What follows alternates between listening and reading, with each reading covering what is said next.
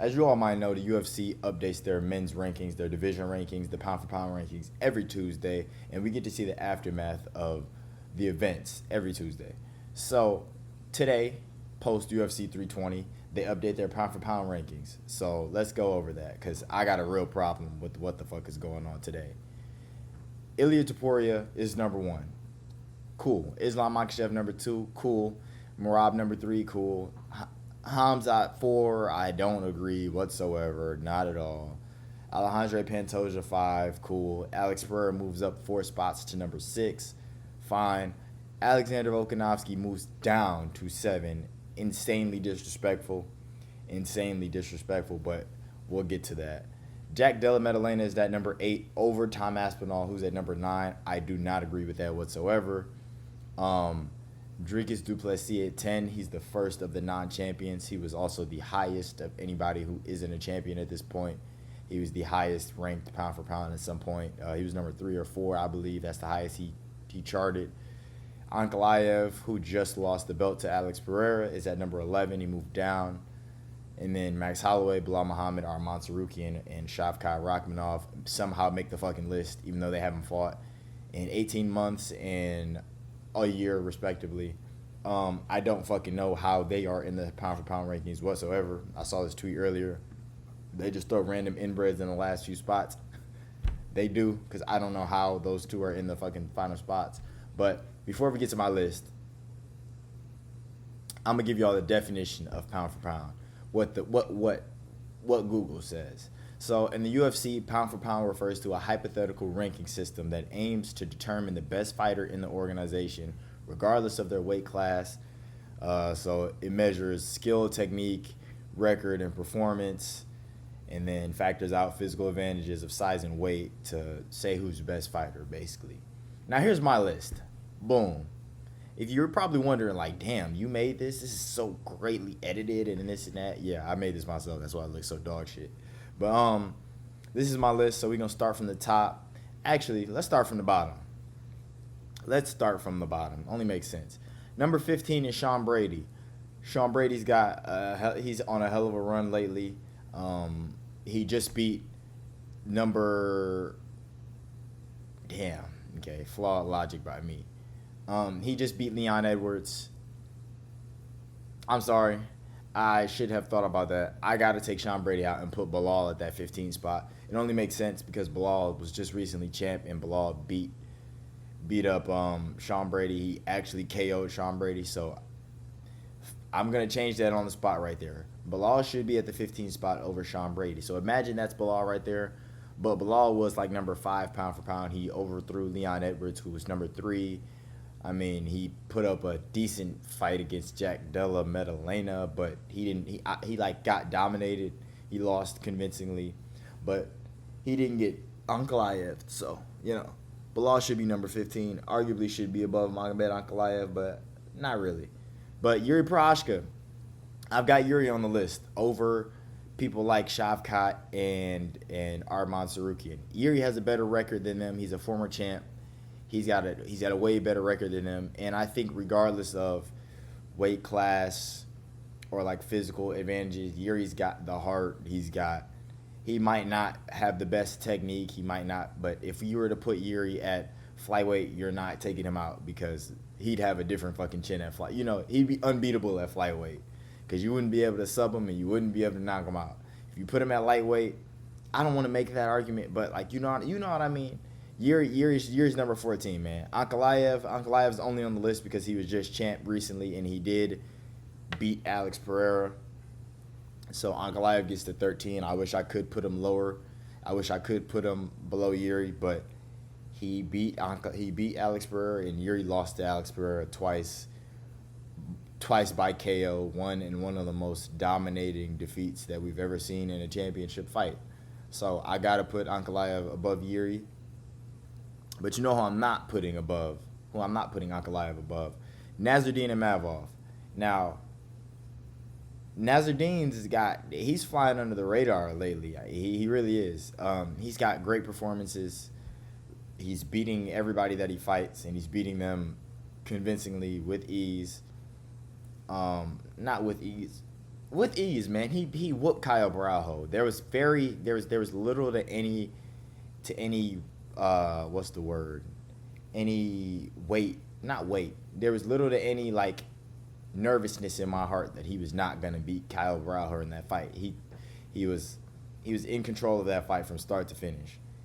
Knocked out Israel Adesanya, beat up on Brendan Allen. I mean, now he's fighting for the belt next.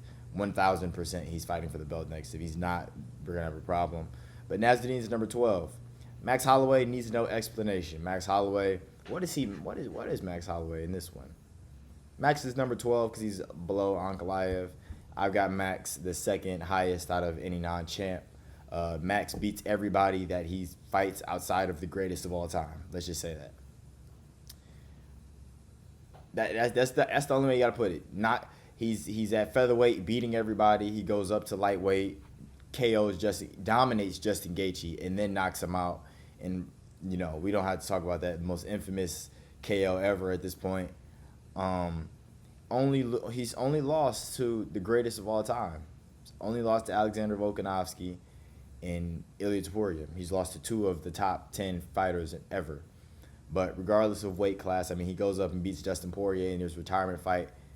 Max Holloway's Max Holloway. We don't really got to talk about it. Dricus was ranked number 3 pound for pound. He beat everybody. Sean Strickland twice. Israel Adesanya. Robert Whittaker. The list goes on. Dricus is number 10 because he just lost his belt 2 months ago, and he was ranked like number 3 or 4 pound for pound before losing his belt. That doesn't take away everything that he's done. He's a great fighter. He was a great champion, put on fun scraps. He's got good technique for somebody so goofy. He's got a great chin. He's great. He's a great fighter. Dricus at number 10. I think he's number 10 in here anyway. Yeah, he's number 10 here, so we agree there. Now, my number 9 spot, I got Jack Della Maddalena. Now, Jack just won the belt. I don't know. I really don't know how he's above Tom Aspinall. Jack's best wins, he beat Bilal Muhammad. Bilal was ranked highly because he beat Leon Edwards, and that's the only fucking reason. But I don't think that warrants Jack being above Tom Aspinall, who's beaten everybody that he's fought in less than 3 minutes. Just knocked out Curtis Blades in a minute with a jab.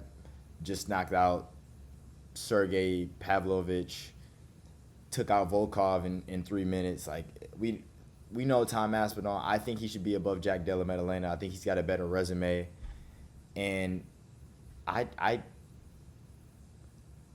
regardless of height and weight though, I mean, Tom, you can't really use that with Tom because you can't take away someone's knockout power and just be like, oh, he's a heavyweight, so he's got knockout power. Like, heavyweights have power, but Tom is knocking people out in a minute. If everyone could do that, they would. And Tom is he's probably just as fast as JDM, Like, the only knock on Tom is his defense. He's got his chin in the air sometimes. He can be hit, but like, Tom, I think, what the fuck?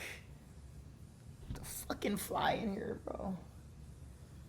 My bad. Tom Aspinall, number 8. This is the one that I really want to talk about. Khamzat Chimaev being number 4 is fucking, it's crazy to me. And it's only crazy to me because think about it. Think about how much dick riding they doing on Khamzat, right? Dricus du Plessis got to number, I believe, 4 pound for pound. He was at number 4. I think that's the highest he got pound for pound. 4 or 5. Khamzat beats him. He's undefeated. He goes up to take his spot. The thing that pisses me off is Magomed Ankalaev he had lost one fight and it was his debut and it was fucking, 7, 8 years ago, Ankalaev lost. He beat Alex Pereira, who was number 2 or 3, and he went to like number 7. I don't know the kind of dick riding they're doing against Khamzat. Yes, he's dominant. Yes, he's this and that and the third. He's got relentless grappling. Sure, yeah. He should not be number 4 pound for pound over the likes of Pantoja Pereira and Volkanovski. He just shouldn't. he's sitting at number 7 because Usman beat him, bro. I'm sorry. Kamaru Usman beat him on short notice, up a weight class. He beat him. Yeah, he crushed Robert Whittaker. Not he crushed Robert Whittaker's jaw. Robert Whittaker's jaw just inflated in his mouth and it popped. Like those, I have to take those things into consideration when I'm thinking about pound for pound list. I gotta take into consideration that I don't think this style would fly at heavyweight. You know, I don't think this style will fly at bantamweight. You know, because he doesn't have crazy cardio like Merab. I don't think this style will fly in other weight classes. He's just in a pretty shit weight class. You know, he's in the worst men's weight class by far. I think middleweight is the worst men's weight class outside of heavyweight. But regardless, I don't think he should be number 4. Number 4 is fucking crazy. With all the names that are on this pound for pound list, he should not be number 4. But we're gonna move on to number 6, who's Alejandro Pantoja. His spot in the actual rankings, number 5. I just switched him and Pereira because Pereira's beating people, I think, way better than Alejandro Pantoja. I think Pereira's resume is better. I think he's more dominant. And that's my reasoning. Pereira's more dominant.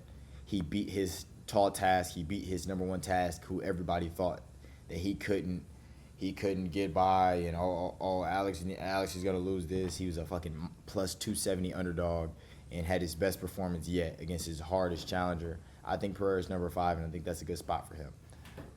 Number 4, I got Alexander Volkanovski. There is no world planet. Listen to me.